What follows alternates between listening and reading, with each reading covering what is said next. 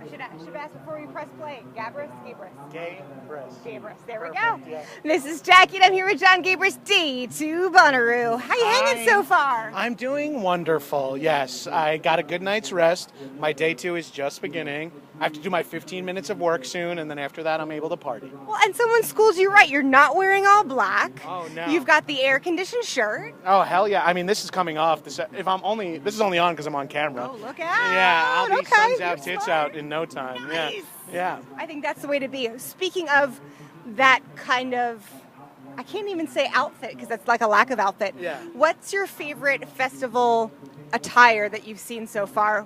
Comedic, interesting, or otherwise? I wouldn't have guessed that this would be a popular outfit here, but it's nice to see paint as an outfit. Only paint. Yeah, only paint in important areas.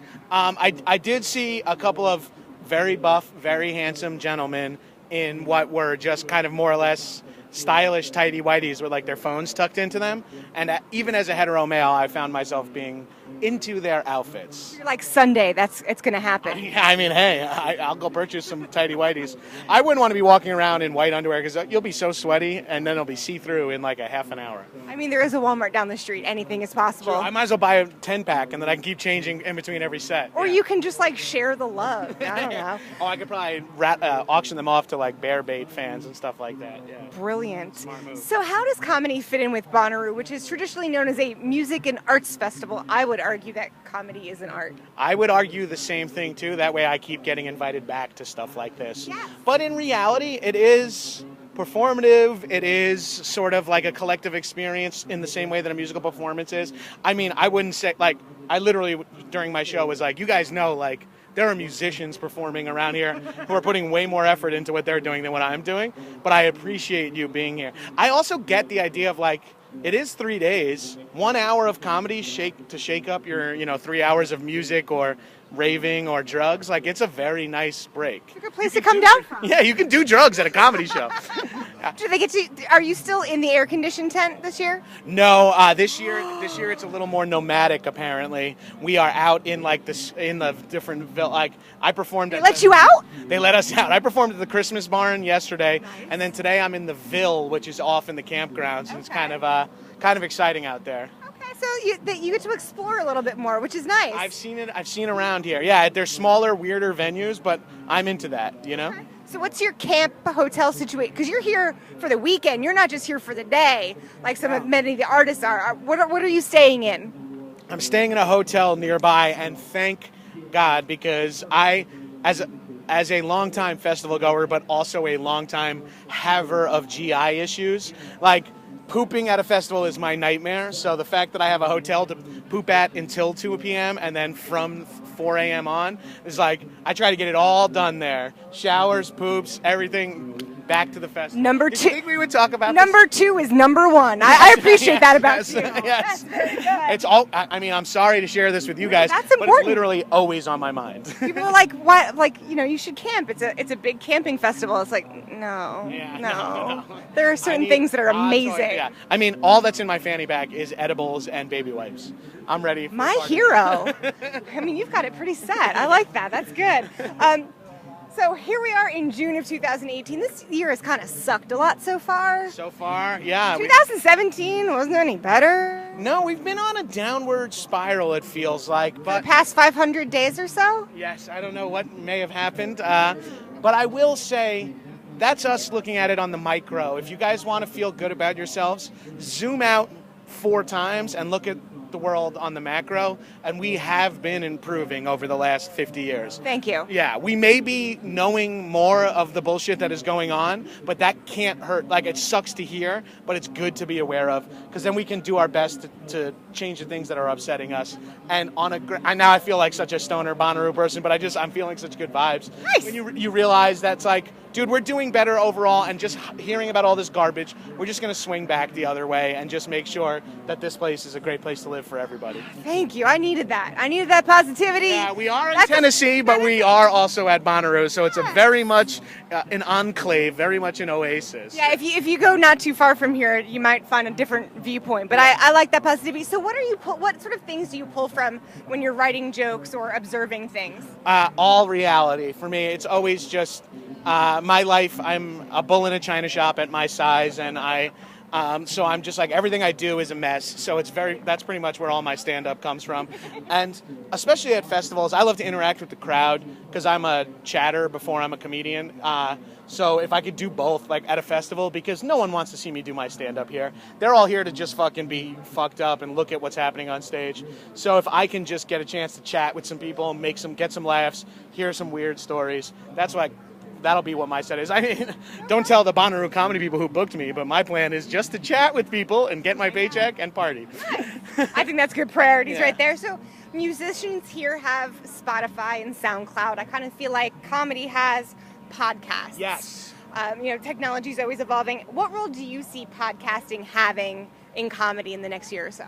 Podcasting is like getting yourself booked at a comedy club that anyone in the world can get to for free. So I am not I was a touring comedian for a long time, but I haven't been on the road in a long time. But it's great that my podcast allows people from wherever to get a vibe for what I am. Whether or not they like it is a whole nother story, but they have the access to it. It's sort of like when you're a young kid and you find out about like baseball cards. You're like, I want everything from this player because he's my favorite. Like, if you like me on something else or like someone else who has their own podcast, you're like, oh, let me check out what they're doing. And it's sort of a landing page for people to be able to find out more and more about you and stuff like that. And how do podcasts differ for you from like your scripted TV gigs? Podcasts pay way less, and that's paramount. But also, podcasting, the thing I like about it is the same thing I like about doing festivals, and the same thing I like about, doing a decade and a half of improv is it is no censor, no filter, for better and for worse. Like, you can get yourself into some trouble, or you can really alienate some people. But at the same time, if you tune into the podcast, you're getting like there was no executive that had to edit it. There was no notes session. There's like barely any production in my podcast, period. But at the same time, it's like unfiltered that person. Like if you have a scripted show on NBC, Comedy Central, Netflix, whatever, it's got to go through 10 passes from everybody. Your podcast and. Sometimes those passes make quality ingredients. Sometimes no passes makes shit stuff. But sometimes, it's purely that performers, or that hosts or that talents, whatever you're calling it. Speaking of not filtered, I have to ask, Roseanne Barr and Twitter, where do you draw the line? Like, as a comedian, I feel like you're supposed to push the envelope. That's part of your job. And you're supposed to question things. That's part of your job. But then don't get people fired.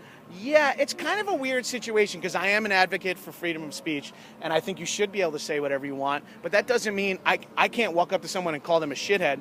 I can. They can punch me in the face back, and I can't go freedom of speech once I've been punched in the face. So if you could, but like when you're missing a couple of teeth, then it's a little hard. Yeah. Yes, you can, of course, if you're willing to take the punch in the face, or if you want to keep the analogy going, if you're willing to be fired, then you're allowed to say whatever you want. But if you don't want to get fired, I would recommend not working for Disney and then saying anything of any. And also, I am a big backer of jokes, even edgy jokes. But just saying someone looks like a monkey is not a joke. And, it's pretty blanket understood that you don't make that reference anymore. Like, it's 2018. You could say it's 1991 in that sentence, and it still makes sense. Roseanne would have been fired from the original show if she said something like that. It's only gotten more progressive as the time goes on. So, and I'm a big supporter. But if it's not a joke and it's a personal attack, I can't back you up on that. You can say what you want, but you're going to get fucking fired. And it's not funny. funny. If I went up on stage and I shit all over Bonnaroo for 20 minutes, and then they were like, yo, we're not going to have you back. I don't have a leg. I can't tweet to hey, please, my agent needs 10% of my fee. You can't. You have nothing to say. Because you were eating those edibles, and it was 3 a.m. Shit happens. Yeah. So back to more comedy.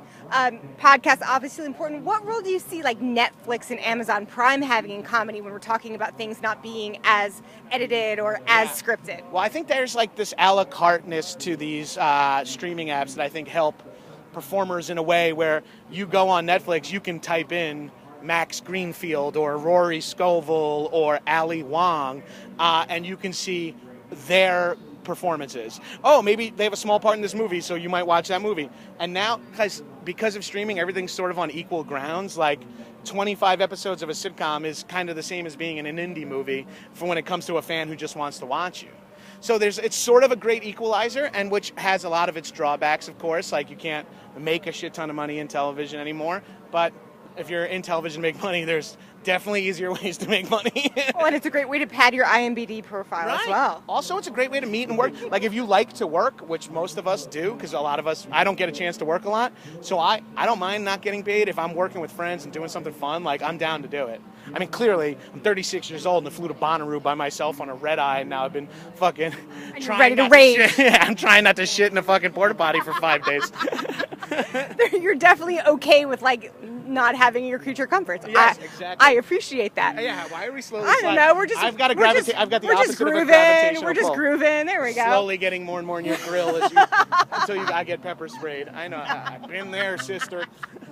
Well, you've got podcasts and you've got TV shows. You have a movie.